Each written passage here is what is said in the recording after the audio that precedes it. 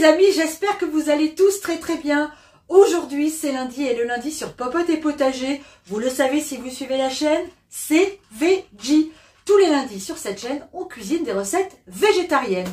Alors si comme moi vous aimez cuisiner depuis très longtemps, vous avez certainement des tas de cahiers dans lesquels vous avez écrit des recettes.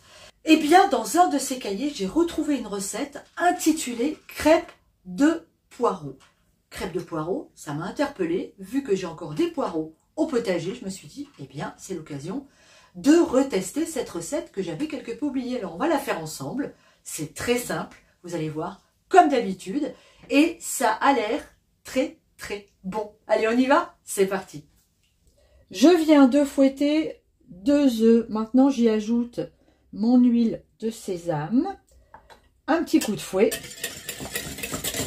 la farine petit à petit, on va faire moitié par moitié,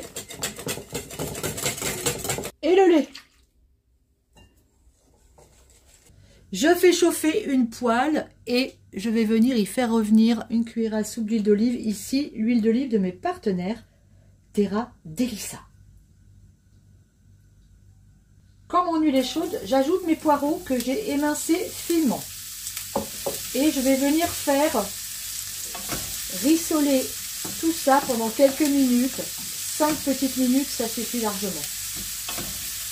Pendant que mes poireaux cuisent à feu très doux, je vais préparer la sauce. Alors là, je suis en train d'émincer un petit blanc de poireau. Vous voyez, vraiment, je fais des petits morceaux tout fins, tout fins. Voilà, comme ça. Les poireaux sont dans mon bol. Je vais y ajouter l'échalote et l'ail que j'ai préalablement haché. C'est maintenant le tour de la sauce soja et du vinaigre de riz. Hop. Puis je mets le citron et ensuite, en dernier, une demi-cuillère à café de sauce de piment ou purée de piment, ce que vous avez sous la main. Et on mélange. Voilà, notre sauce est prête.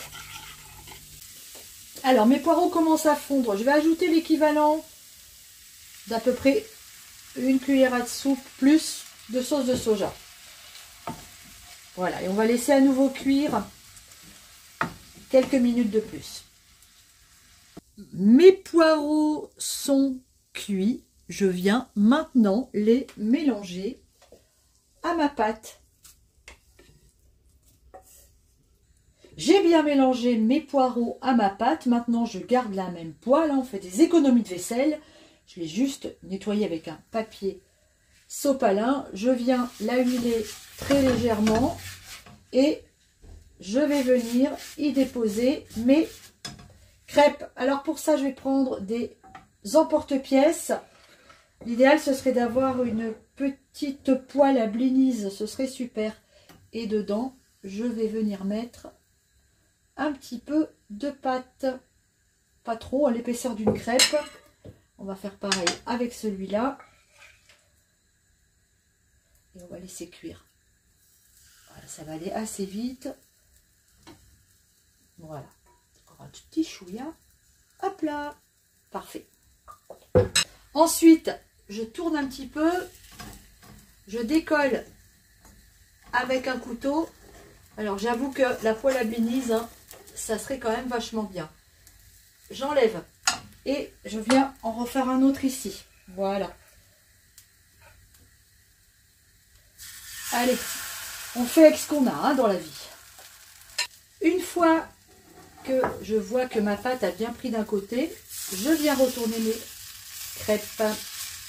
Et voilà. Ah bah, c'est pas si compliqué que ça. Allez, on va attendre pour la troisième. Ça y est, nos crêpes sont cuites. Alors, je ne me souviens vraiment plus du tout à quel moment j'ai pu écrire cette recette. Franchement, c'est une redécouverte parce que dans certains cahiers, il y a certaines recettes qui sont là depuis une quarantaine d'années. Ben oui, ça ne nous rajeunit pas. Alors, on va goûter. Alors, qu'est-ce qu'on fait? On laisse tiédir un tout petit peu. On prend de la galette, on mange avec ses doigts et on vient tremper dans notre sauce.